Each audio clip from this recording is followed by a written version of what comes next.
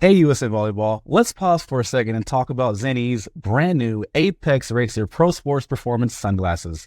Absolutely, Clarence. Zenni has seriously upped their game with these sunglasses. The advanced polarization technology cuts the glare, enhancing visibility even in the brightest conditions. They're made for high-impact action. Totally agree. These aren't just any sunglasses. They're specifically designed for pro athletes like USA Volleyball champions Taryn Cloth and Kristen Nuss, who will be wearing them in Paris. With customizable tints and a lightweight, durable frames, you can play your best game every time. Plus, you can even add your prescription, and the high-rep frame offers full peripheral vision and eye protection. And the best part is they're super affordable. Zenni is all about making high-quality eyewear accessible to everyone, but this is a whole new level of value and performance. And they look great too. You can pick from a range of sleek, sporty designs in various frames and lens colors. So, if you're looking to upgrade your eyewear game, head over to Zenni.com and explore their new sports performance sunglasses. Trust us, Zenni Sports Performance sunglasses will help you reach a whole new level. Hello and welcome to yet another episode of the USA Volleyball Show podcast. Steve Vine, we are back in action. How you doing, man? What's up? I'm doing great. Yeah, back from Thanksgiving. I'm sorry I missed the second half of our last episode and our interview with Tim, but heard it was a great interview, and we're gonna get to talking about the results of that tournament here soon too. But I had a great Thanksgiving in Dallas. Teller, my son, did great on the plane. He slept pretty much the entire way there and then half the way back, so that was awesome. I was a little worried because he's very mobile now and very curious and does not like to sit still. So we did a window aisle seat.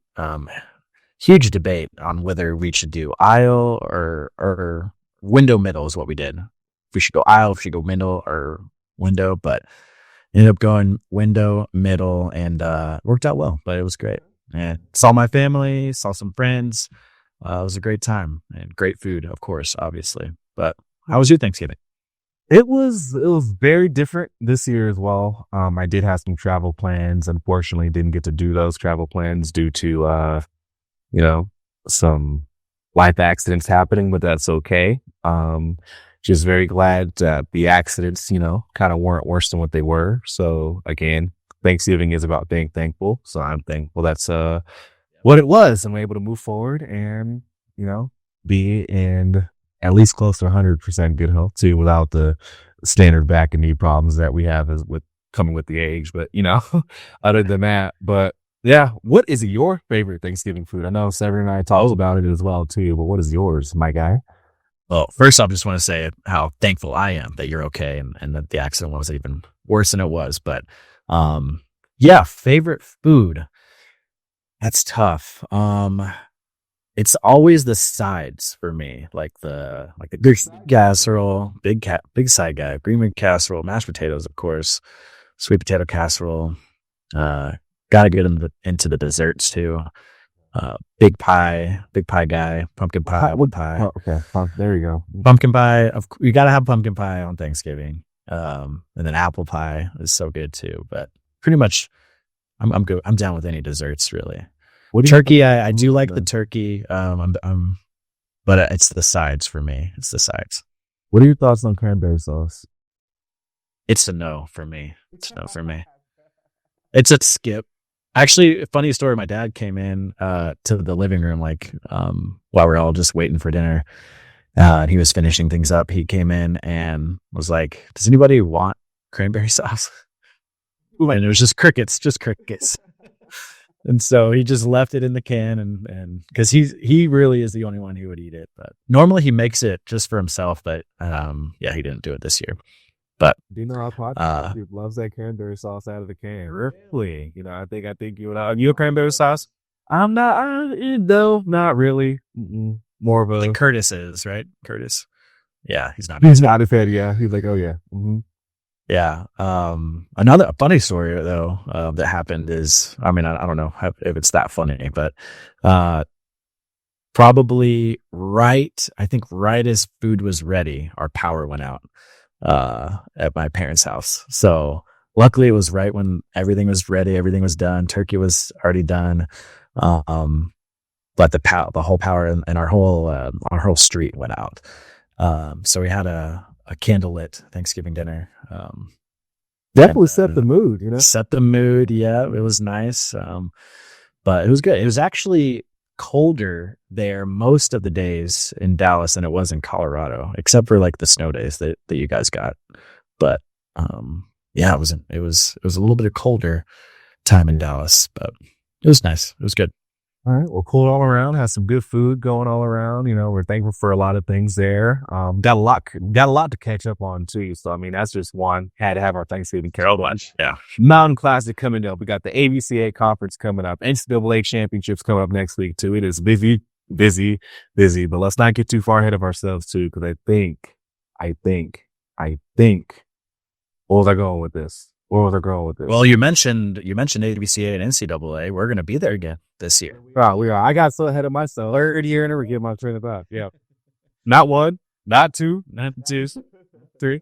If we're not driving, we all put that on a done deal. Cut a promo like that. Set it up like LeBron's interview. No, I'm excited. It's going to be a lot of fun. It's in Louisville this year. I've never been to Louisville, so I'm excited to see the city. Yep. Excited to see the city. Louisville, the team, the college, the program, they're doing well too. So they may even get to host their own championship. That's exciting and one of the many storylines going on right now in the tournament. I'm really excited about that, us being in an Airbnb, being able to stay there. That's right. Not sponsored an hotel room this time too. Not sponsored at all, but our Airbnb does have an outdoor grill. So who knows what we're going to be cooking up? Ha ha ha. You know? Yep. We'll have house parties at the podcast house parties. Oh, yeah, podcast parties. Yeah. Hashtag not sponsored Airbnb, but if you want to, let us know. You can reach us at the USAV show at usav.org. But I'm excited. It's going to be a lot of fun and definitely excited to be there with you guys again. And Lara Fawcett, one of our other producers, is going to be there too. So that's going to be fun. But I mean, like you were kind of kicking off there, we got a lot of volleyball happening right now. A lot of great things. Mountain Classic, like you mentioned, is happening this week. And we're all going to be there for that. That's going to be a lot of fun. I'm excited for that. My second year being there. I think my son might make an appearance. So there you go. Drew buys a ticket. Wait, I thought you could get us in. We'll talk offline about this. Talk offline about this. I did not factor that in to our budget. Okay, 10 and lower age groups, you're good. Age group, you could be talking like a freaking coach to age groups. Anyways, all right, continue. He gets that. It's like that future student like parking. He's a future volleyball player, so he can get in free. Oh yeah. Well, before we get into today's episode, it's a great one too. I'm really excited to get into it. But before we do, an awesome event happened over the weekend, the Beach Pro Tour Pompano Beach event down there in Florida. And we had a whole episode around it too, interviewing two beach national team athletes, Kim Hildreth and then Tim Brewster as well. They were competing, representing for the USA at the event. Kim is a resident in Florida, so it was kind of her home turf. But they talk a lot about, they talk about their background. They talk about their excitement to have an event. It was the first Beach Pro Tour event in the U.S.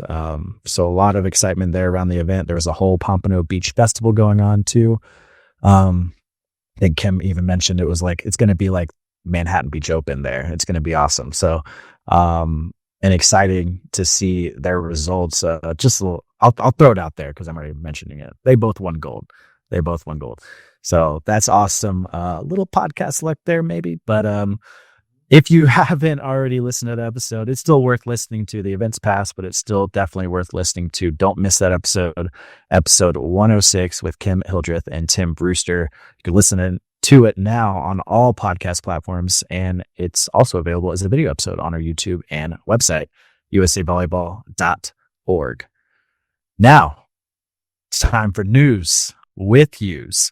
Just going to sprinkle a little bit of that podcast luck into this first announcement there for all future guests. There is a bit of luck with the USA Volleyball show that comes when you are a guest, because continuing on, just throwing out a big congratulations to last episode's guest, Kim Hildrick, and partner Solani Hodel, as well as partner Tim Brewster and his partner Logan Weber, for winning the Beach Pro Tour Futures Pompano Beach event held this past weekend in Pompano Beach, Florida. You heard it. So again, I don't know, a little bit of a rhyme or reason there. Come on the podcast, win some gold medals. Who knows? You know? Also, another huge congratulations to friends of the pod, Team TKN, Taryn Cloth and Kristen Nuss, for winning gold in friends of the pod at the Beach Pro Tour Finals in Doha. It was an all USA finals. And also another congratulations to USA team Therese Cannon and a former guest of the pod, Megan Kraft, for taking home silver. Also, from the Beach Futures podium, congratulations to Avery Papinga and Madison Shields for getting silver, and Devin Newberry and Jaden Whitmarsh on winning bronze. On the men's side of things, congratulations to Gage Basie and Caleb Queckel for bringing home the silver medal. And can't forget about the Norseca Beach Tour Costa Rica stop. Another congratulations to Perry Brennan and Molly Phillips for winning gold, and Taylor Wilson and Natalie Liskowski for winning bronze on the men's side of things. Also, congratulations to Cody Caldwell and Salila Tucker for winning the bronze. Lots of gold medals, lots of medals overall going around, and lots of medals on the beach side of things as well, too. So once again, congratulations to all athletes.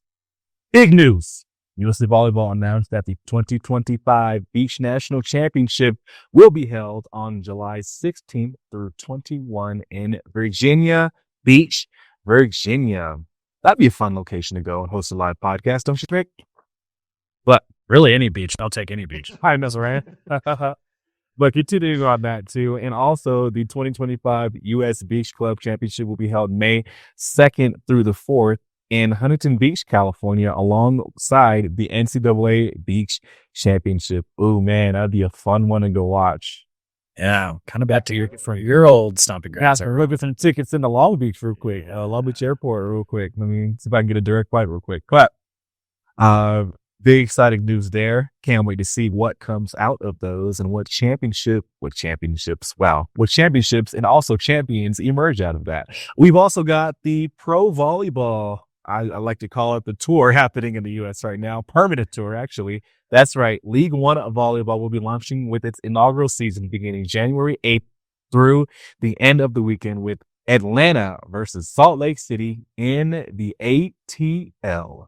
Then the upcoming Pro Volleyball Federation season is also set to begin on January 9th through the 12th, with 7 matches in PVF's newest team, the Indy Ignite, making its debut that weekend as well. And for all of that, the latest news, make sure you go to usavolleyball.org and follow along USA Volleyball social media for all of the updates. Now to throw it back over to Steve Vine for update on today's guest. Now, in today's episode, NCAA digital host and reporter Michella Chester joins the show to chat all things NCAA D1 Women's Volleyball Championship. She also shares her background, including how she got into sports reporting. We're excited to have Michella on. We had such a great conversation with her. And if you're at all interested in getting into sports reporting, or, a fan of college volleyball, this is the episode for you. So don't miss it. But that's enough from us. Let's get into it. Here's Michella. Michella, thank you so much for taking the time to sit down with us. I know it's a crazy busy time, especially for you right now, covering the NCAA D1 Women's Volleyball Championship, but excited to have you on the podcast to talk about that and get to know you a little bit too. Thank you for having me. I'm always excited to talk about volleyball, so anytime. Awesome. Well, really exciting time with the championship going on right now. But before we dive into that, we'd love to just learn a little bit more about you. Did you grow up playing sports? Did you grow up playing volleyball? So I grew up playing pretty much every sport. My dad biggest sports guy in the world, and he got 3 girls.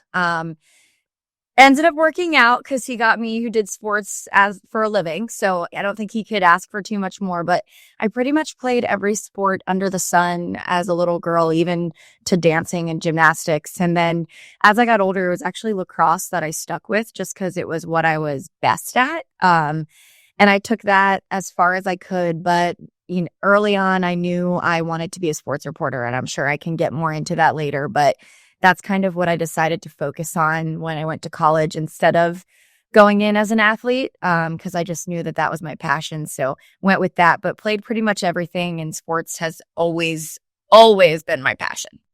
I know you talked about lacrosse, but and you played a lot of sports there. Was volleyball one of those? Yeah, it was one of those that was when I was younger. It wasn't something that I kept as I got older. I don't think I was tall enough and wasn't a libero early on. So I did not keep volleyball. I did not play it at the highest level or in high school or anything like that. But volleyball was something that I got super passionate about actually after college, and just really dove into it. And it has become just my biggest obsession. I just love the sport so much. I actually wish that I would have played it longer. One of those things that you wish you could have gone back and done as a kid and stuck with, one of those things. But now it's kind of become my whole life and my job, and watch it nonstop and obsess over it. So that's my love now. Okay. So although you didn't play, you mentioned that obsession there. What do you think really hooked you in and started really getting you obsessed with the game? So I think this is a unique perspective from that. Yeah, I think it was when I started covering it at the highest level, and it was kind of a first job out of college was to be a volleyball beat reporter for NCAA.com, and it was mostly written articles. And when you start watching something 24/7 and you start interviewing athletes and becoming, building relationships with these athletes, it's just something that you become entwined in and you start to love and you start to build personal relationships. And when you watch it and cover it as much as you do, it starts to become an obsession. And it was something I didn't think that I was going to love as much as I did. And I just think that the sport of volleyball offers something that no other sport does. And I think that if there's the coverage for volleyball, the viewership is going to come with it just because of how much fun it is to watch, the speed of the game, the athleticism that it requires. It's something that not all sports have, and especially women's sports. I mean, it's one of the only women's sports that's more popular than its male counterpart, which I think is really cool and really special about the sport. And yeah, it's fast paced. It's easy to watch. I think it's a little bit harder for the average viewer because it's kind of harder to, get keyed in on the rules and the rotations and all that stuff that's really difficult to understand when you've never watched volleyball. But once you kind of get into it and get the hang of it, it's amazing. And I don't think any other sport compares to it in that way. You mentioned your dad is a big sports fan and wanted his daughters to play sports. I'm sure now he just gets so pumped to see you on TV. Yes. What are those conversations like with your dad? So early on in my career, my dad was a part of pretty much everything. It used to be something where I would text my dad before an interview or text my dad, before I published an article being like, can you give this a read? Can you make sure this looks okay? And he was such a big part of it. He's been such a big part of my entire sports career. I mean, he was the dad that, you had those car rides home and it was either silent or I could look up in the stands and tell how I was doing just by his body language. He was one of those dads, but it's become such a special relationship and one that, I really hold near and dear to my heart just because of how much he's influenced my life and my career in sports. And I think it's been really cool to see as I've gone along, he's, a couple years ago, he started saying to me, you haven't really been texting me anymore, asking for advice before your interviews. And I'm like, yeah, Dad, I'm getting the hang of this. I don't need you anymore. But It's every day. I mean, every interview, every performance, every volleyball game. He's never missed one of the games I played in, and he's never missed a game that I've covered. I mean, my mom will constantly be like, "Guess what we're watching? Volleyball." Like, he's just all in on volleyball because he loves it, because I love it. Every interview he texts me, that was a great one. Loved your question. Loved the way you pulled that emotion out. It's awesome. That's amazing. You'll have to start throwing him some lobs to help that a little bit, or to help him. He's dozing up about volleyball now that he could be a reporter too. Not even goes. Love that. Yeah. So, I mean, we're talking about reporting, talking about a lot of just experience that you've had there. But what got you interested in sports and reporting sports there? Like, what really was that introduction into that?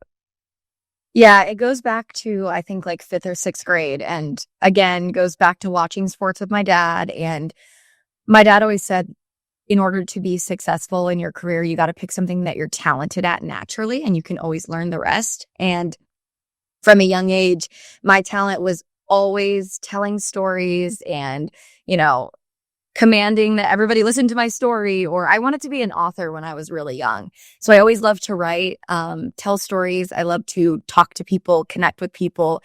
Really good at bringing out things out of people, if that makes sense. So that was always what I was good at. And I kind of narrowed that down at a really young age. And then I just remember watching Sunday Night Football with my dad, and we were from New York, so big Giants fans. And we were watching that game, and I saw the reporter doing the interview, and I was like, gosh, I couldn't think of anything more perfect. And once I decided on that, I never, ever changed my mind. And it was kind of not a, can you do it? It was like, I am going to do it. Nobody's going to tell me I'm not going to do it. And I always said, from when I was little, I'm never going to stop until I get to where I want to be and until I achieve that goal. So it was an early dream. I dialed in on it early. That's why I chose the college I went to, so that I could be in the position I am now. You mentioned your dad as just a big role model for you, but I guess professionally, you mentioned that reporter that you saw on Sunday Night Football. Any professional role models that you've had, or anyone that you've kind of watched over the years, or mentors you've had? Yeah, I would say that in terms of who I always looked up to, it was always Laura Rutledge. When I was really young, everybody's was like, Erin Andrews, but Laura Rutledge is the one that I think I really just admired her charisma and her style of sports broadcasting. Maria Taylor, I've met along the way at Georgia, and she was always so kind to me. So she was one that I looked up to. And now in terms of mentors, I've become really good friends with someone named Danny Wexelman, who does a lot of baseball coverage. And she's just kind of been more of a friend and somebody that I could turn to ask the questions that you feel silly to ask other people. But it is a scary industry to break into. And she's just always been the one that has kind of answered those for me and been there for me in those uncertain times. Yeah. I mean, it was a very scary, and it can be a very intimidating industry as well there too. But you really seem like someone who has, done their homework, studied the best, and really molded and crafted your own, philosophy and your own method, when it comes to reporting, hosting, and any kind of analyzing there too. So can you talk about what you put into, studying, what you put into your approach to, being the kind of reporter that you are? Yeah, and I think that's the part of it that people don't see and people assume that you don't do is it's 24/7. I mean, I want to have the knowledge to be able to be confident. And I think that confidence comes from your preparation and me knowing that I know what I'm talking about. And so anybody on the internet that tells me I don't, I'm not going to believe you because I do know what I'm talking about and I've done the preparation. And it's a lot. I mean, I spend a lot of time, and it's not like, your friends that you graduate college with that are working 9 to 5s and are ready to, make plans on the weekends. And it's a challenging balance because you're trying not to miss personal things in your life. But at the same time, if I'm doing something on a Saturday, I'm also watching a volleyball game on my phone. And if I can't, and then I probably have to run home and do a post-game interview or something like that. But it's a lot. I try to, if I do miss a game, I'm trying to rewatch the next morning. I'm trying to make sure I'm keeping up with players that I don't get to watch a ton. I'm always reading. I'm always watching. I think it just comes from immersing yourself 24/7. And every night I have volleyball games on and I'm reading articles. I'm writing them myself. I'm looking at box scores. It's 24/7. I think it's a great segue into your college. Were you at Georgia? Is that right? I did. I You went to mentioned Georgia. Maria Yes. Taylor. Okay.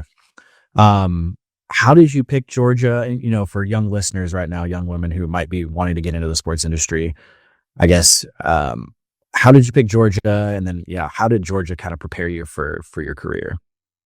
Yeah, I loved my experience at Georgia, and I can't say enough about the sports media program and the college experience that I had.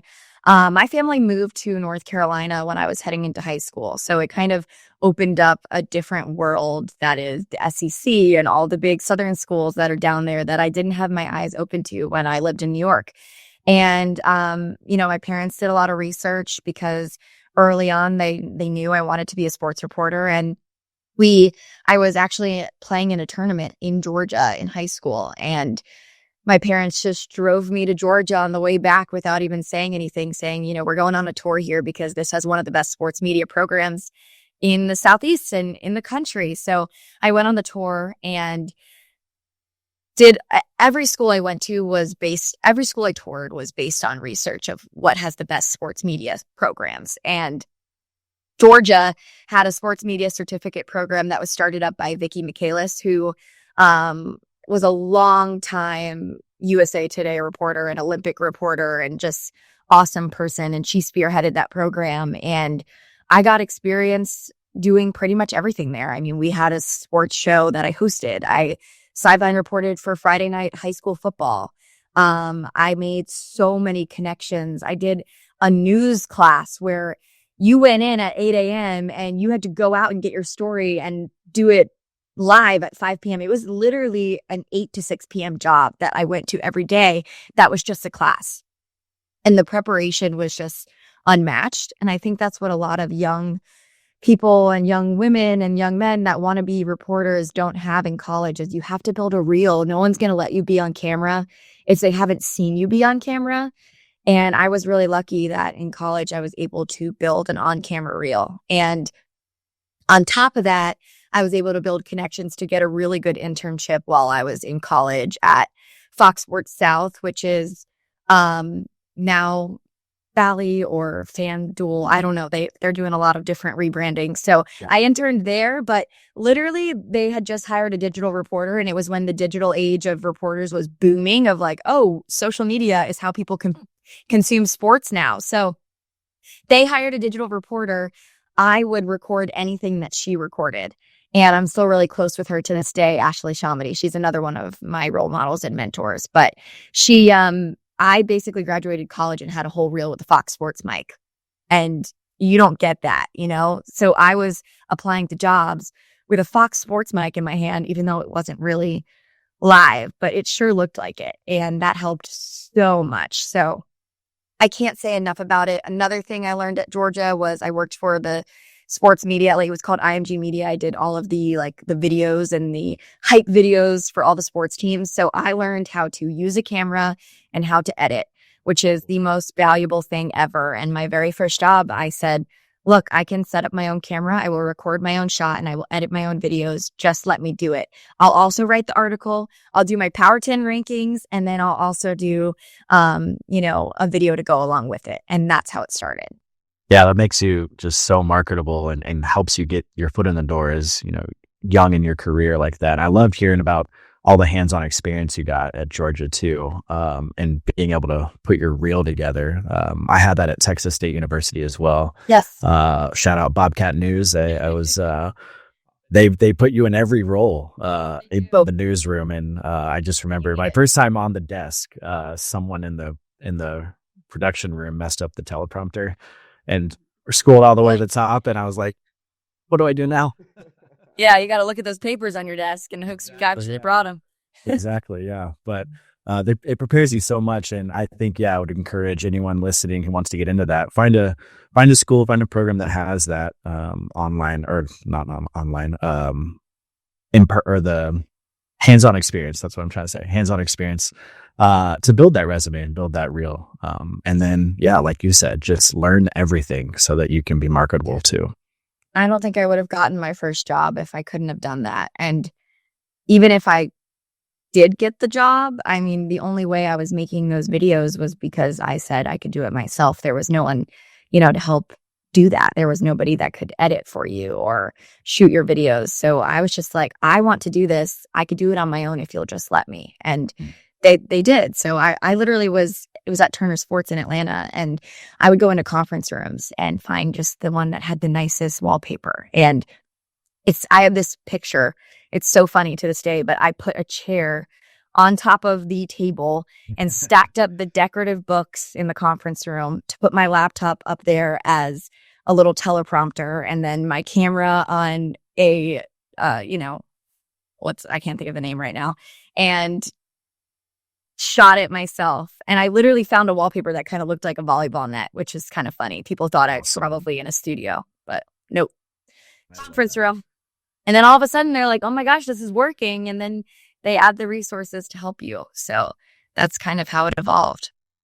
Yeah. So was that one of your first time, in that reporting space? Or if you would like to, can you kind of talk us through your first time, on the microphone, being live? What were the nerves like? How did it go? Yeah. How tough of a critic are you of yourself? All of that. That's a really good question. I love that one because that's something that people don't realize when they want to do this is you think you could do it and then you go to do it and it is the scariest thing ever.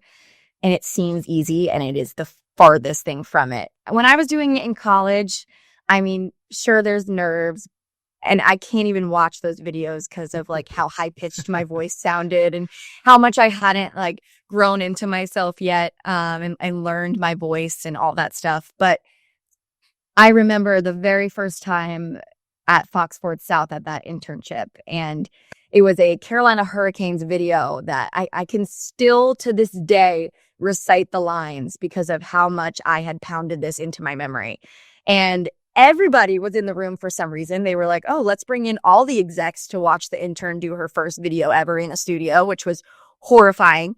And I just remember with all the lights on me, my mouth, like I filled with so much saliva that I couldn't even get a word out because of my nerves. And my boss at the time was like, I'll go get you water, and went running out. And by the time he got back, I had gotten through it somehow. But that video I watched back and I looked like a deer in headlights. Like it was just, I think I completely froze. And I remember being like, how am I going to do this? And asking Ashley at the time, like, when did it get easier? And she was like, it's confidence and it's reps. I promise you'll get there. And you do. And I think I was lucky in that, a lot of my growth, I got to do at home and I got to do like alone, recording that stuff by myself. So in the beginning, when I would record digital stuff, when I tell you I would record things probably 15 times, and I was editing myself. So I had the luxury of going through and picking and choosing my best delivery. And it was hard because I was such a hard critic on myself and I would hate things and I would spend so much time and so much energy nitpicking every little word I said and the way I delivered it. And it's funny because now it's like, even if I mess up, I'm like, I'm not doing that again. I just keep going. And it's crazy how you evolve in that way and how much you grow. And back a couple years ago when I thought I was ready for TV and I wasn't even close. And then by the time, even once you get your first TV thing, it's like, it's still the nerves. It's still, and I have a big thing this week that's going to be my very first time on ESPN, and I'm terrified for it, but but at the same time, I'm ready for it. So it's cool watching how you evolve, but it takes a lot of time and a lot of reps and then confidence. I'm assuming the big thing is the regional rounds. Are you going to Pittsburgh? Is that right? Yeah, so I'm going to Pitt's Quarter, and and they will have sideline reporters this year at each quarter, which is a really cool addition that they didn't have last year for ESPN broadcast. So it'll be really fun getting to cover, these games that I would be doing from home for the NCAA and doing it, for ESPN, which has been a dream of mine. So coming to fruition this week, which is really exciting. To me, that's a huge career moment. Sorry to cut you off, Clarence. I feel like you're probably going down the same road here, but huge career moment coming up here for you. But also, I'm sure you've had a lot of massive career moments too. I believe you were at the Nebraska game, the 92,000 plus fan game. Like, how was the Nebraska game? How was that experience like for you? And you mentioned how cool it is that women's volleyball is, bigger than the men's counterpart, and just such a huge sport in the country and continuing to grow, with the pro leagues coming up now too. But yeah, what was that experience like for you? That was one of the hands down coolest experiences of my career. And I don't think I even realized how cool it was going to be until you were down there and you saw, it was like emotional. It was crazy being there and feeling the weight of 93,000 people there to watch a women's volleyball match. And it was surreal. I've been in plenty of SEC football stadiums where there was that many people and you feel the weight of the crowd, and feeling this for a women's volleyball sport was one of the coolest things I've ever been a part of, truly. And I remember going home and I have so many friends that are sports fans, but not volleyball fans, and them being like, holy cow, like, I cannot believe that happened. And I was just like, yeah, like, I'm telling you, this sport has it if you just give it, the attention it deserves. It was really cool. And just walking around and meeting little girls that had followed my work. And, it feels so small sometimes when you don't realize, and all of a sudden you meet people that watch you and follow you and idolize these volleyball players. I saw a little girl just bawling, crying that she looked like a mini Rebecca Alec at Nebraska, and she bawling, crying to meet her right before that volleyball day in Nebraska. And I was just like, this is so cool. And women's sports are so special. But being in that stadium and feeling the weight of the moment was really awesome.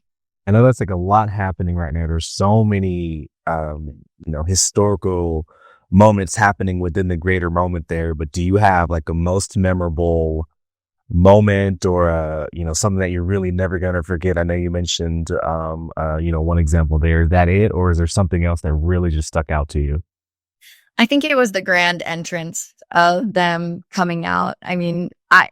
As a sports fan, you just love that kind of stuff. Like, it gives you chills. And then seeing it for the sport that you love so much and that you dedicate so much time to was really special. When they made that grand entrance and the music, and it was so hype and the crowd was just going wild. Like, it was just unmatched. Like, I was sitting there like watching it being like, I can't believe this is happening. Like, I can't believe I'm here right now. This is so crazy. That moment. But yeah, that moment was really cool. It stands out to me. And then just that Rebecca Alec moment was pretty cool too. Seeing little girls that look up to them and are impacted by them, and seeing like they were like superstars to them. And that's a really cool thing to have in women's sports. And it's something that women's sports needs. Yeah, I can only imagine what that felt like being in that stadium for that match. And also for the players too, to experience that. Yeah, that's wild. But we've got a lot to talk about, and I would love to keep talking about your career too, but we could fill another episode about that too. We'll have to have you back. We'll have to have you back on so we can get into the details a little bit more. But before we segue into the tournament here, would love to hear from you. Like, what's your ultimate career goal? What's your like dream job? Yeah.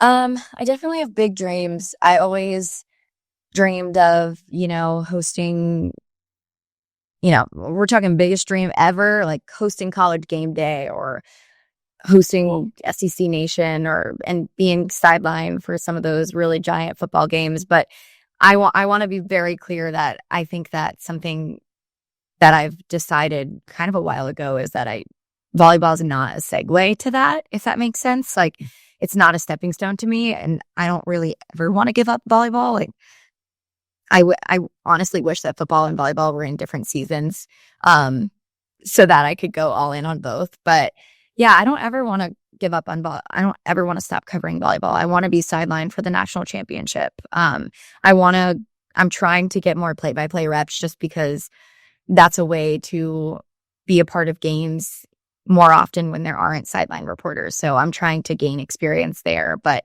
I think a really big goal of mine would be national championship, sideline for the NCAA volleyball championship, and then biggest dream ever, like, heck yeah, I want to host College Game Day. That'd be cool. I can't wait to see you on College Game Day making your picks. That's gonna be so cool. Yeah, and I'll be like, you want to make volleyball picks too? Because There you go. Yeah. I think Maria Taylor's a great example of that. I mean, she was a volleyball player and started in volleyball in her career and was at the national championship. And then, what do you know? She was hosting College Game Day one day. So Yeah. And doing NFL now too. yeah, she's NFL. She is. All right, well let's talk about it. The NCAA tournaments are underway. First and second rounds are in the books. We had a few upsets, and I know my bracket's halfway busted, but we're still in the mix there. But what do you want to talk about some of those standout matches? What stood out to you personally? Yeah, I think what stood out to me overall this year is just the parity. I think in years past, we always have been harping on like, oh, parity's more and more, but still in years past, it was like, okay, the top teams are going to win in the first couple of rounds, and upsets were fewer and further between. And then all of a sudden this year, it's like, gosh, it is crazy. And I mean, that UNI Louisville match, are you kidding me? Like, had it not come down to those service errors, I mean, we could have been looking at the first number 1 seed knocked off before the regionals, which would be the first time in history. I mean, Dayton making it to the regionals for the first time in history as a mid-major program. So many mid-major programs that were kind of making waves in the first few rounds, and teams that you didn't expect. And I think when you like looked at the first round and you were making your bracket picks, like I'm holding the bracket right now. I mean, I remember people being like, oh, let's pick Illinois over UNI just because it's a Big Ten team. And look at what UNI accomplished and showed. And everybody was feeling that way. Like, let's go with the Power 4 teams. And it was crazy. Loyola Chicago. I love that. I think it's so cool. And we have just such a good tournament. But that UNI Louisville game was one of my favorites. And then Missouri, another upset team to watch for sure. I was in Chicago coaching my club team. We had that PM wave over that match time. So I still have not watched it. I just got back into town midnight last night. That was like my one goal, to watch that one match before the other round started to progress to. That's all I heard about with how good that match was. It was unreal. You could just see it in their eyes. And I think that's what makes Louisville so dangerous is the fact that they can be pushed to their limits like that and respond and come out on top. And you could just see it in Anna DeBeer's eyes. And she's a special player, but you just watch her and you're like, gosh, she is not losing this game. Like, there's nothing that is going to stop that girl from winning this game. And that's how it felt watching it. It was really cool. Yeah, you mentioned Louisville there, and yeah, to get tested and then come out on top. That's a dangerous team to look out for. But what other matches or what other teams stood out for you in those first 2 rounds? Yeah, I think Missouri stood out a lot as a team that I didn't really expect to perform as well as they did. But when you look at them, they have all the pieces, and it does make sense that they're now starting to click at the right time. And I just did an interview actually with Michael Vernon, who is their graduate transfer star outside. And she was like, look, our slogan is take it personal. And I think that that's so cool. Yeah, I mean, the doubters, it's like, take it personal. And that's the beauty of sports, right? Is that sometimes it's not the best team. Sometimes it's who wants it more. And they have the pieces in combination with that. It's clearly clicking right now. I mean, they have a great setter who's a transfer from Texas, and Marina Crownover. Their libero is lights out. Maya Sands, if you haven't watched her, she's really good. Week after week, she's really good. She's a gritty defender. And then they have those offensive pieces and tough serving, which when you put that all together and it's all clicking, I mean, look at what they just hush. Oops, sorry, my dog's barking. But that happens. I saw you had a cat jumping on the counter. So He's always a special guest sometimes. Yeah. Ever hush. Sorry. But yeah, I think that that's a team that really impressed me. Texas A&M is another one that Logan Lednicki is just a baller, and we've seen them beat really good teams too. So those are teams to watch out for, and I think that those are going to be, you should be on upset alert watching those two. Yeah, excited to continue watching Missouri for sure. A little sad because I had SMU going a little far, but Same. and I'm from Yes. too, so So I visited SMU this year too, and they were just so much fun. And Sam Erger was awesome to connect with her. And I just love their story. And as a reporter, you always root for storylines. And I'm like, come on, I had so many good stories to tell with SMU, I feel like, which would have been my quarter of the okay. regional. So I would have been telling those stories, but love Missouri too. So. Yeah, I mean, so continuing to look ahead into regionals. I mean, you mentioned being on the ground in Pittsburgh. Really big career moment there. Do you want to touch on what you're watching for? Is there a dark horse still in this race? What's your perspective there? So in Pitt's quarter, I'm really excited to see the Pitt Oregon matchup. I think that'll be a good one. Right now, I mean, Mimi Collier is a terrific athlete and leader of that Oregon program, but when you look at Pitt, I mean, I just don't see many flaws. If they have a good match, which is 99.99% of the time, I don't see them losing, which is why I picked them to be my national champion. But I mean, it's sports. Like I said, that's the beauty of it. Anything can happen. But if they are on and it's their best match, I do not see them losing or having any issues, as excited as I am for that matchup. But Kentucky, Missouri, I mean, that's a great matchup. Kentucky's another team that had a slow start. Craig Skinner likes to schedule really, really, really tough non-conference. And they lose a lot of matches to start the year. And then all of a sudden they click. They had some injuries. Aaron Lamb is back in the rotation, and now they're kind of peaking at the right time. And Brooklyn DeLay is one of those players that can take over a match, similar to Missouri with Michael Vernon. So it's going to be a battle there of, which star has the better night. I think it's a really, really even matchup. But at the same time, they've played twice already in the SEC. Kentucky swept them the first time and then beat them in 4 the second time, I think. So Missouri, they're going to take it personal. They said, this is personal. Like, we want to beat them. And I love stories like that. So Missouri's the dark horse there. And in that quarter, especially. And then we could get into the other quarters if you want, but I know we don't have all day. No, I would love to hear, maybe like 1 or 2 matchups in the other quarters that you might have on your second screen as you're there on the ground in Pittsburgh. Yeah, I think Louisville-Purdue is a good one.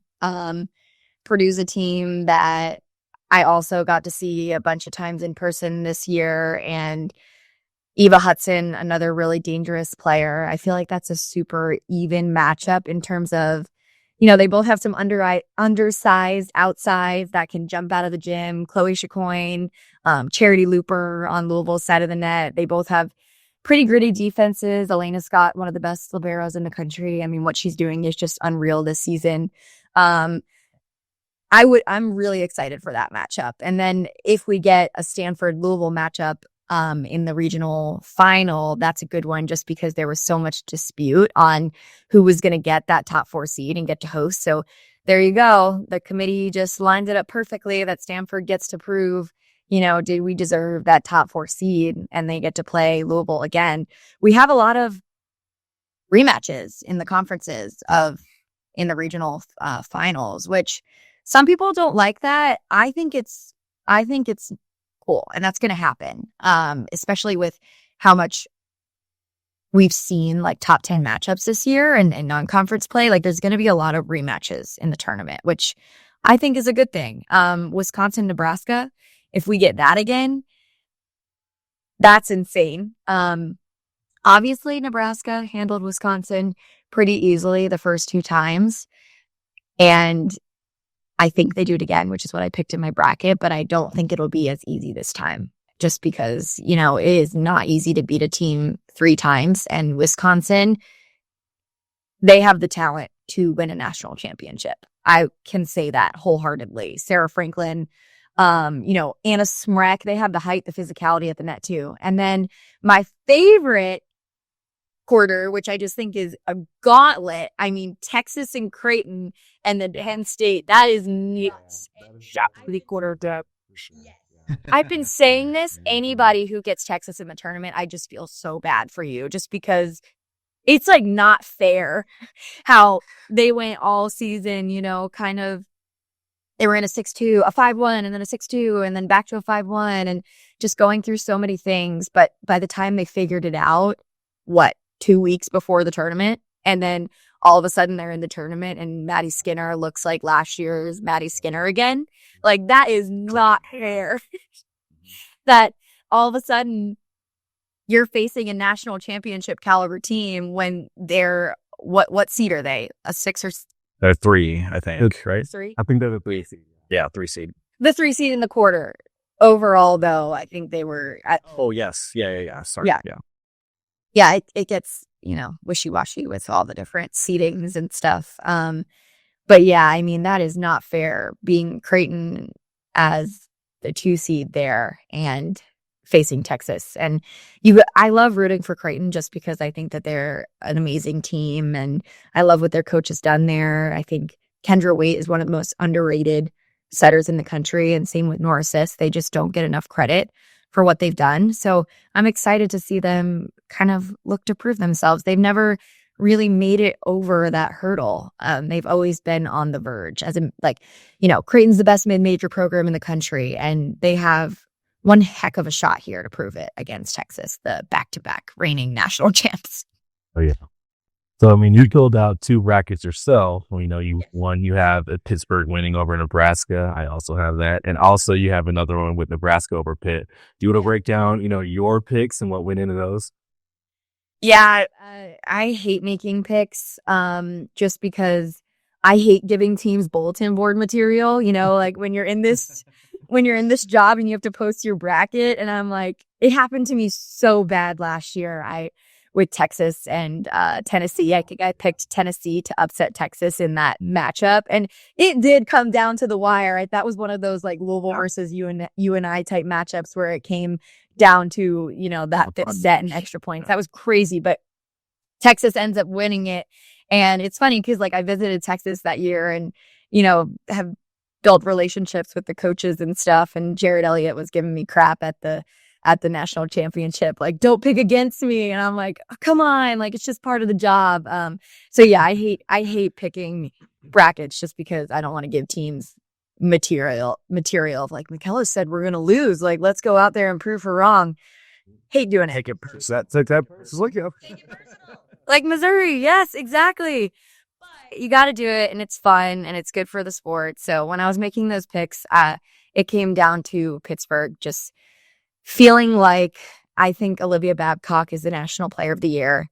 I think Rachel Fairbanks is one of the best setters in the country. I don't see any holes. And like I've said, I have not seen them really be exposed for anything. And when they are at their best, I don't think that you could beat them. And Nebraska feels that way sometimes too. And sometimes I feel like Nebraska I know Pitt has the story of they've been to the national semifinals 3 times and have never made it to the national championship. So it's like there's that drive that they have. But I love finding that little extra piece on top of talent that drives you to win a championship, because championships are not just talent. It's not. We saw that last year with Texas, going on that run.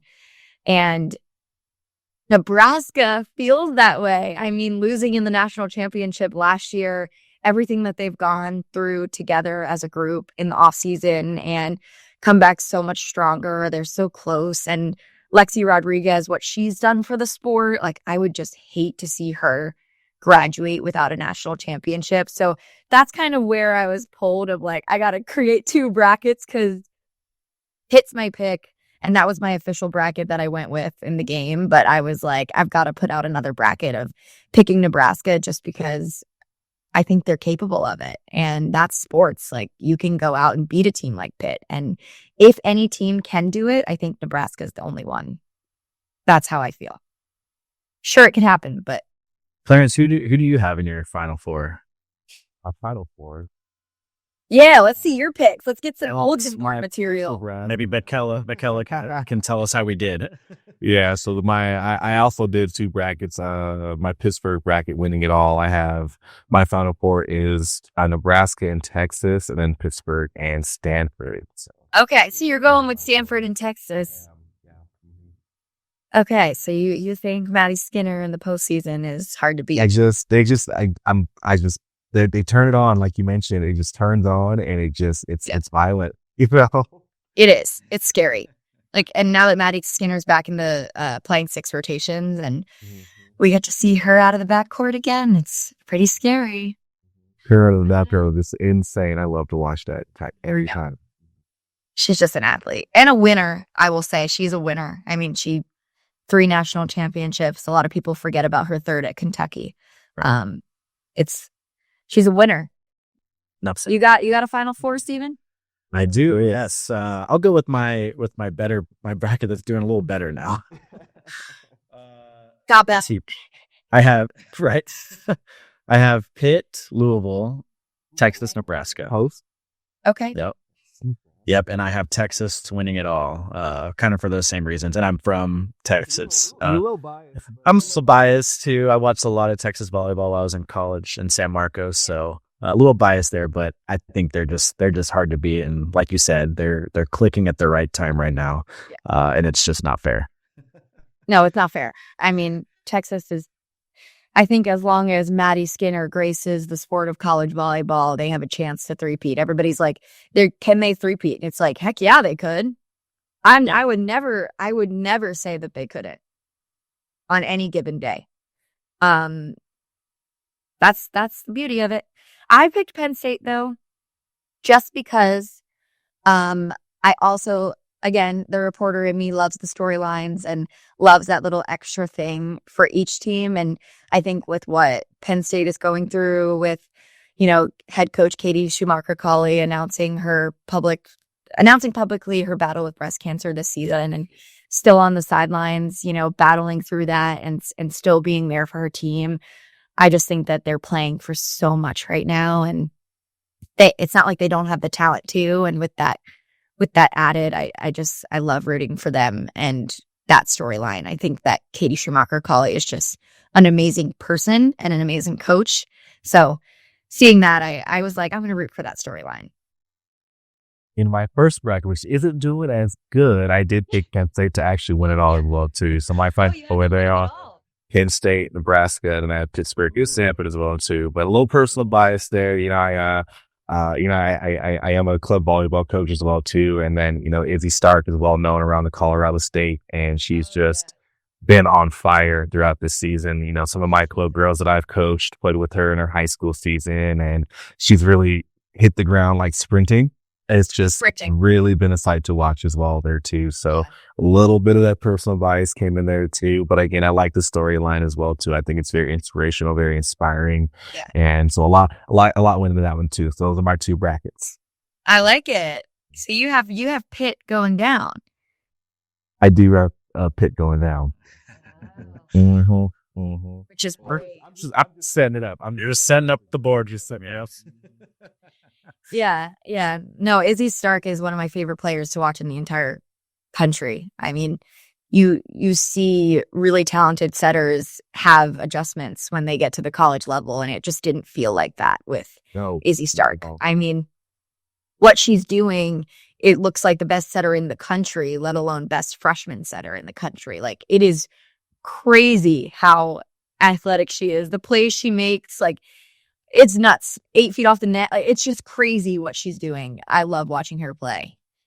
Well, you mentioned a couple already, and you mentioned Penn State, obviously, and Katie, the head coach there, battling breast cancer all season, still being on the sideline. Incredible, inspiring story from her too. But I guess from you and maybe other teams that you've talked to, other athletes you've talked to, what other stories or storylines or insider tips you might be following as we head into the final rounds here?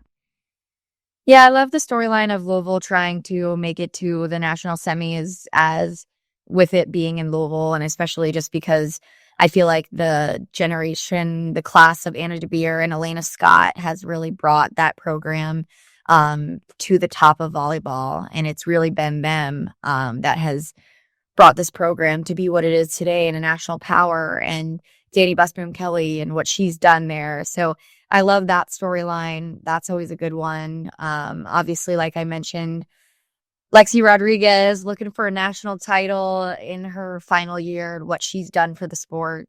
Same thing with Pitt, not having made it to the national championship for the past 3 seasons, but always in the conversation. And it'll be fun to see, if they can get over that hurdle. The parity more than ever.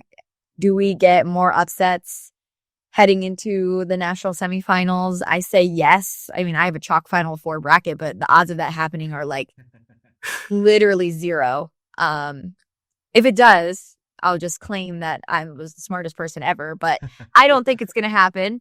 So yeah, I mean, those are the ones that are coming to my head right now. The Nebraska storyline is always great if they could bounce back from last season. And yeah, that's what I've got. I'm sure I have more. I just can't think of them off the top of my head right now. Not to set up your board even more, but what's the chalk bracket? The chalk Final Four on the first one is I have some upsets that didn't go my way in the early rounds, but in the national semis, I did go chalk with Nebraska, Penn State, Louisville, and Pittsburgh. And then Pittsburgh taking down Nebraska. And then in the second bracket I made, I went a lot more risky picks, less chalk. Trying to remember who my Final Four was in that one. I know I could pull it up really fast. I know I had a lot more upsets in the first couple of rounds. And then I had Nebraska over Pitt. And then I had Texas and Stanford in the national semis in that second one. Yeah. That's awesome. I feel like there's a lot of history with those two programs too. That would be cool to watch that. That would be nuts. Like, I think Texas Nebraska matchup is always, I think it broke all the viewership records last year. So if we had it again with how much the sport is just continuing to grow, we'd probably break some more. Break the internet. Yeah. Yeah. Which we love to do. Exactly. Just like reflecting back on our first time, we went to the Final Four in Omaha a couple years ago, and then before we went, we filled out a podcast bracket live-ish on our episode, and it just all went to heck. So we're just like, you know what, never again. Everything's just gonna be tossed up in the air, and it's just every year, it's anyone's game, which is the beauty of it, And I think in the past few years, like when I would fill out my brackets and I would pick an upset in the first round or second round, like, honestly, like, and this is not even patting my own back. It was just like, I would usually get them right. And that's not because I was super smart. It's just because there was less parity. Like, it was easier to see who was going to win these matches. And now you fill out a bracket, and which is fun because it's the first year that ESPN came out with the bracket challenge game, which is awesome. Yeah. But now you fill it out and it's feeling like a March Madness bracket. Like, you can know so much about volleyball and watch them every single day and literally have the worst bracket ever. But that's a good thing. It means that the sport's in like a really, really healthy place and that there's so much parity across the board. Yeah, I just noticed because I was pulling up my fantasy football team on my phone, and I noticed my brackets were there, and I was like, "Oh, this is awesome! This is so cool!" Yeah, and I would check that more over the weekend than my football teams. But yeah, I know, I'm checking it all the time. I'm like, oh gosh, now people get to like actually see your score. Yeah. I guess for any listeners who might not, be watching the tournament right now, and I think we've given like a million reasons already why they should, but I guess in your words, why should someone be excited to watch the NCAA tournament? I think the energy we see in these matchups is something that's so cool, and especially for young girls and little girls that, watch and aspire to want to do something. Like, I think about it now and I always say like, oh, I wish I played it. And I think about it. I'm like, I want my daughter to play volleyball, like things like that. My future daughter, obviously. If I did get a daughter. But things like that, I think you look up to it and you can see what these women are doing on the biggest stage and the following that they have and the impacts that they're making and just the energy it brings and the rivalries. Like, I think that kind of stuff is awesome. Like that's something that you get in men's sports that you don't see as much in women's, and volleyball just has it all. Like, I mean, the chippiness, I love that stuff. I love when it starts getting chippy across the net and just competitors. It's just so cool to see the athleticism on display. It's fast. These girls are so athletic. I mean, these are top caliber athletes in the entire country, and just the stories. I don't think you could turn on a volleyball match and not enjoy yourself. So now is the best time to get into it. Watching volleyball right now is unmatched. I mean, a testament to that too. I mean, it's happening right now, and then it's going to continue to get even better as the future of volleyball, continues to commit to these colleges and puts their, best foot forward there too. I mean, my high school program, we just played against Erica Sayer, who was a freaking Stanford commit, and she was just a sight to watch. I mean, it was unfortunate, but it was also like, wow, like she's going to Stanford, and you should be even better. Why? He's recruited there, and I can't wait to see, that future should go into, the electricity of this tournament for sure. Yeah. It's just electric, honestly. I think you watch it and you could feel it. And I know that's because I love it. But I think that anybody could grow to love it if you watch it. And I mean, that UNI Louisville match is a great example of like, you turn on that fifth set and there's no way you're not enjoying yourself. Well, I mean, I think we covered a ton of the tournament. I love that we talked about a lot of your background too. I love the pitch as to why people should really tune into the tournament. But do you have any advice, that you want to maybe leave with some young reporters who are still navigating the field and you're really trying to find their voice, their structure, their personality there. Wow, if I can stop stuttering, but personality there as well. Yeah, I think that that's something that I am just now like coming into myself and learning that about myself too. And I've learned a lot along the way, but I think for young reporters, I think my biggest advice would be to stick with it. Confidence is everything, and confidence comes from your preparation. I mean, it's hard in a digital age now dealing with people on the internet, and there's some people out there that are going to say terrible things or say that you can't talk about a sport because of X, Y, and Z, or that you don't know enough or this. And I think that those types of things used to really affect me early in my career. And I used to really be like, get down on myself when I would see a negative comment or anything like that. And this is something that athletes deal with too, to the highest level. And I've just kind of gotten to the point where I've just been like, you know what? I know what I'm talking about. I'm confident in that. The people that hire me believe that too.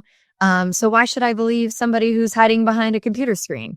And once I kind of decided that, it stopped affecting me as much. And I was able to be a lot more confident in the space. And in terms of advice for becoming a reporter and finding your voice, I think now in this digital age, the beauty is you can make your own videos and create a reel on your own. Like, you don't even need to have a studio show or somebody who can make or break your career. Like, you can just start posting and start talking about the sport and create your own video, learn how to edit, learn how to use a camera, create content on your own and build up your own reel and follow your passion. And it's a hard industry. You're going to get a lot of no's. I've had a lot of no's. I've had a lot of people that sometimes just don't even answer you or things like that along the way. And it's easy to be really discouraged. But if you want to do this, you just have to stick with it and be confident. And it's good to have a role model and somebody who you really like their style. It doesn't mean you copy them, but you're able to emulate them while figuring out who you are and what your voice is. And then once you figure that out, I think it's really important to stay true to yourself and to stick to your personality. And it's something that I've learned along the way is, I'm just going to be me. And that's when I shine the brightest, is when I'm just myself. And I use my own personality, and I use that in broadcasting. Like, I don't have to have this crazy broadcasting voice on news. Like, I can use my own voice and find it along the way, and it's going to work. And that's just a testament to the hard work you put in and the dedication you put in. It's hard, but it's a hard industry just because you have to balance personal life. Sports are 24/7, people are at home watching sports with their family. And that, what that means is you're not there. You're at the game. You're doing those things. So you have to really love it. And then once you decide that you love it, you have to not give up on it, because there are a lot of people that do. Thank you so much for sharing that advice. Loaded No, awesome advice, and sharing your story too on how you got to where you are now. I think my favorite part was the table, or the chair on the table with the teleprompter. We definitely, I love. I'll have to show it to you guys. So you have for this. I mean, it's a really cool picture. I might be able to find it. You'll have to send it, because we have a video episodes too that we have on our YouTube too. So when this is brought up in the interview, If you don't mind us hobbying that for you. Oh, no, I don't mind at all. I mean, it's so funny. And I remember one of those examples, one of my very first bosses was so influential in my life. But I remember being upset about a comment that somebody wrote on the internet about not being good enough for the role I was in or something like that. And I remember saying something to him and feeling so discouraged. And he was like, I'm not going to reply to this person because they don't deserve that. But what I will say is I have that photo of you in that conference room with the chair flipped upside down and the decorative books stacked up. And nobody did that for you. You did that, and you got yourself to where you are. And if I was going to reply, that might be what I'd show him. And I just remember being like, almost wanting to cry when he said that to me, because I was like, gosh, feeling like somebody recognized the work that you did to get here is really important. And I was like, if he believes in me, I should believe in myself too. And why should I listen to this dude on the internet in his basement hiding behind a screen? So there you go. That's my advice. They don't see the behind the scenes. They don't see what got you there, the dirty work, all that. Yeah. So yeah, exactly. Before we let you go, where can people follow you? Follow you, maybe ask you for advice too, reach out to you. Yeah. So all of my Instagram and Twitter and all social handles, or X, are at Michella Chester. It's spelled Michella Chester. And then I'm on NCAA Volleyball. That's my main gig. So follow NCAA Volleyball on all the platforms. That's usually where you could find all of my work, all of my interviews, all of my things. I tweet a lot about volleyball, obviously. So follow me there. And then, I'll be on ESPN this week for the regionals. So if you're just tuning in, watching Pitt's quarter of the games, you'll see me there too. I'm excited to see you on the sideline. That's going to be a lot of fun. Yeah, I'm excited too. Enjoy it. Yeah. Yeah. And then you'll be on the ground at in Louisville, right? Yeah, so I'll be on the ground in Louisville with NCAA Volleyball, and we'll be doing all the coverage, sit-down interviews, previews, post-game interviews, all of the above. So that'll all be on NCAA Volleyball. Sweet. We will see you there. We're excited to see you and say hi. Excited to I'll meet you guys in person. That'll be a lot of fun. Yeah. All right, Michella, thank you so much, and good luck this weekend, and we'll see you in a couple of weeks. Thanks for having me. See you guys in a couple of weeks. So great to have Michella on to talk all things NCAA volleyball. I don't know anyone better than to do that. She's been following every team. It sounds like she's keeping an eye on every match, every player. So great to have her insights on the tournament, and some of the teams, some of the favorites that are in, and some of the dark horses too that might come out. Like we were talking about, just like all the. I was just waiting for that. I knew that was going to happen at some point. Every time I heard Dark Horse, I was like, the song's going to come up at some point. Well, going back, but no, all the upsets, this has been so fun to keep an eye on, and it's going to just keep getting better and better, I think.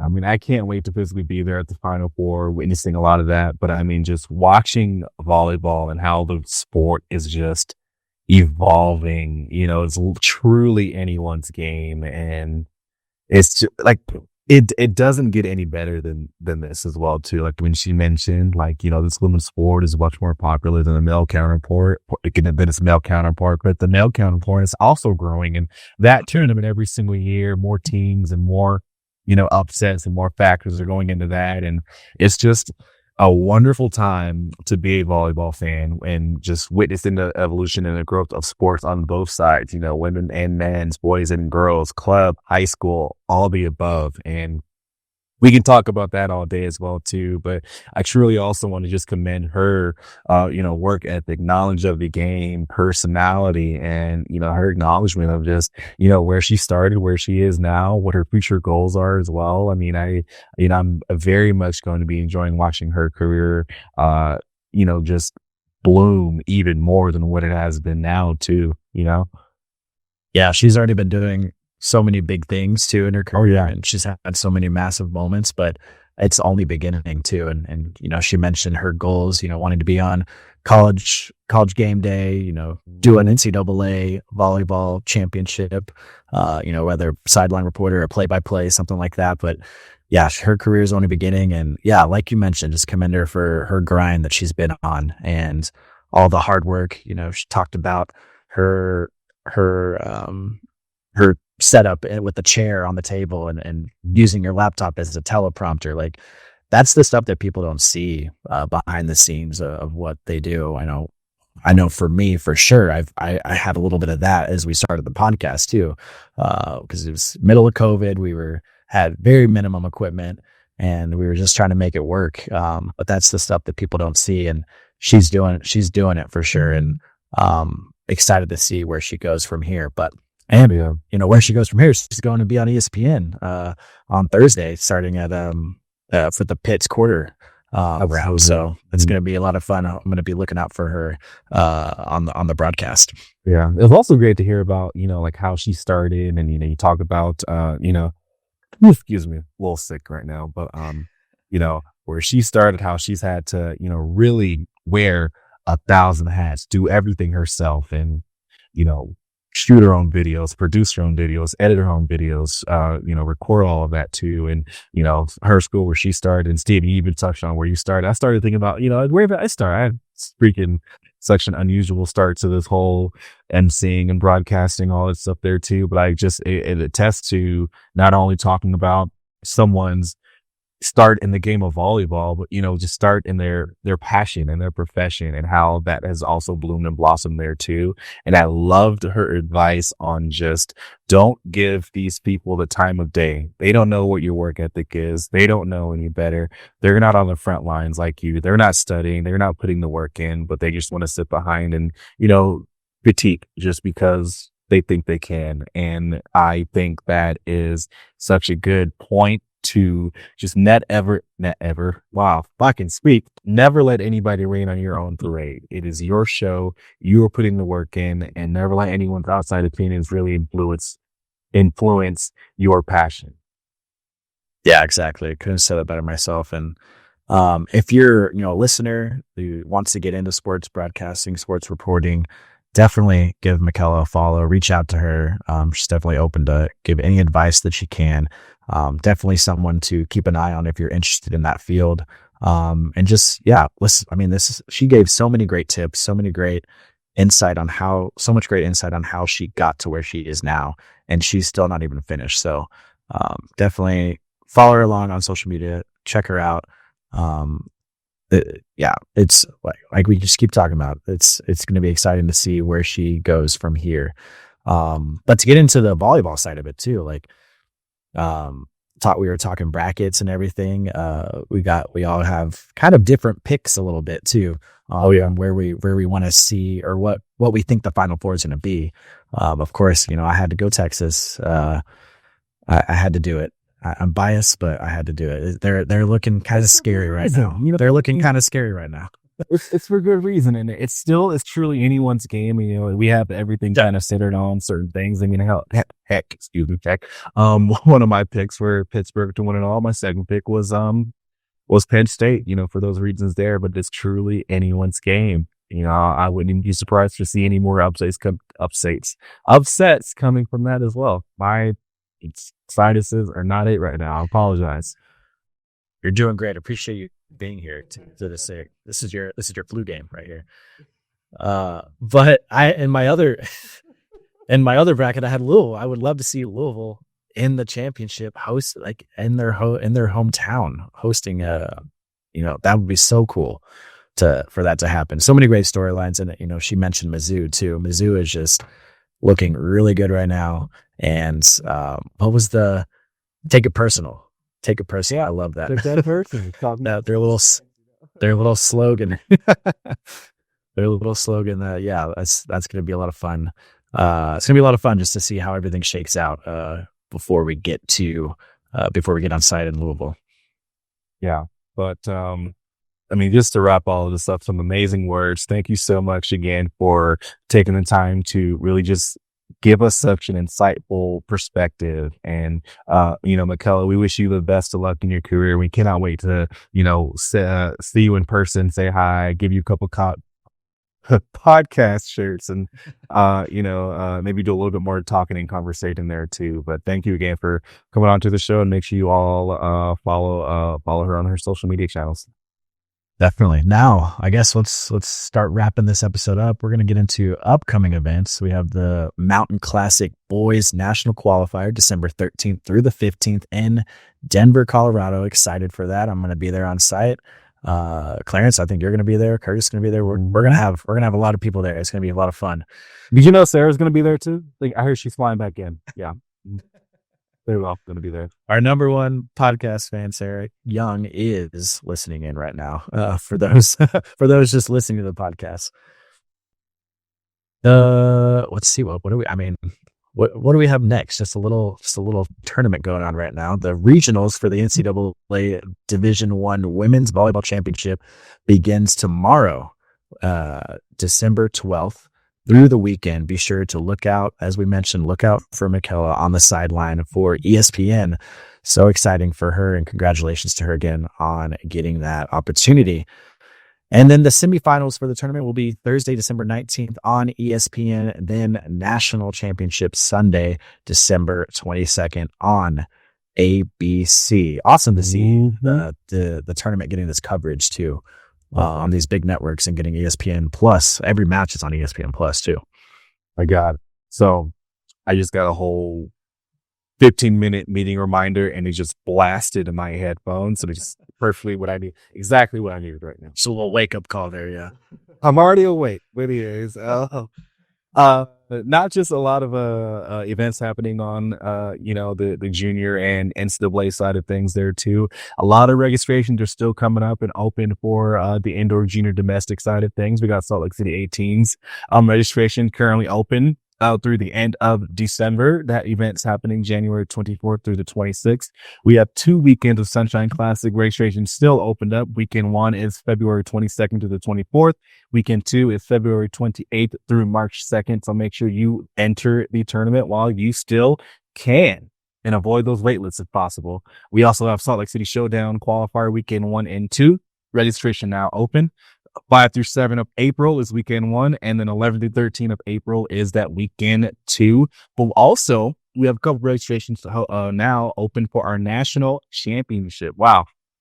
Already talking about nationals, and we're not even in January 1st yet, but we have the 2025 GJNC 18s registration opens today. That's right, 2 p.m. Eastern time. That event is happening April 25th through 27th in Salt Lake City, Utah. So a lot of time in Salt Lake in 2025. Registration was supposed to open last week, and it did, but too many of you tried to enter and crashed the website. So we had to go ahead and postpone and delay registration to opening up today. So make sure you have your calendars remarked, have your social media updates updated and ready there too. But registration for 18th is going to reopen today at 2 p.m. Eastern Standard Time. That being said, we also have the 2025 Boys Junior National Championship registration now open through July. Just kidding. Wow. Now open, and that tournament is happening July 3rd through the 6th in good old Minneapolis. Be sure to check out our calendar for excuse me. Be sure to check out our calendar on our website for more updates at usavolleyball.org. You mentioned the registration for 18s is opening today. At the time we're recording, this is Monday. You scared me a little bit. Oh, I was like, I got to get that graphic up. Okay. Oh, I love it. All right. But Remember, you can, listeners, you can rate, review the show, share this podcast with your friends, families, teammates, cousins, aunties, pets like PK, everything in between, because this really helps this podcast grow and reach new listeners every single day, as we've experienced over the last 3 years. So thank you. We never, ever would have been able to do it without your support. And we cannot continue to do that without your support. And remember to check out our video episodes on our website and on YouTube. If there's an athlete that you would like to, have us have on the show, or a topic you want us to learn more about, which we do, or a topic that you would like to also learn more about, or maybe you know of a club that should also be featured. That didn't sound good behind me. But you can email us at the USAV show at usav.org. Let us know how you're doing. Let us know how much you're loving the show. Remember, you can also text us and say hello. For those of you who are watching our video episode, I think PK is behind me destroying something. So I'm just going to finish this up and go check that out. But just a reminder to you, new episodes are dropping every other week. And until then, thank you for listening to yet another episode of the USA Volleyball Show. We are the official podcast of USA Volleyball, and see you next time. This has been the USA Volleyball Show with Clarence Hughes and Stephen Munson, produced by Curtis Ward. Our content producer is Laura Fawcett. Our marketing lead is Bree Jaycox.